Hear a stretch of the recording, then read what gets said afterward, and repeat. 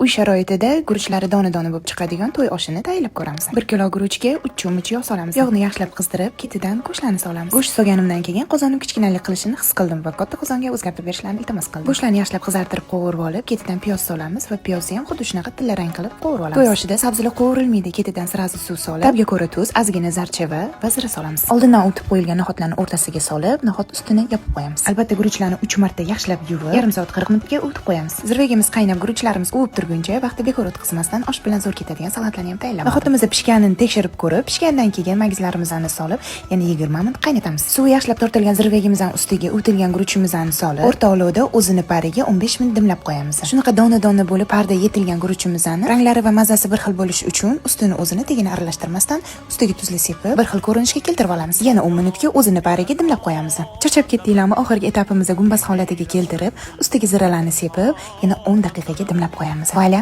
to'y oshimiz tayyor. Wow. Katta oshpazlikka da'vogarligim yo'q, lekin ishonaveringlar, shunaqa mazali chiqdi, dona-dona bo'lib. Albatta shu usulda tayyorlab ko'ringlar. Osh damlashni bilmaydiganlar ham xuddi shu usulda osongina damlab olasizlar. Agar hali damlashni bilmasanglar, menikidan olinglar.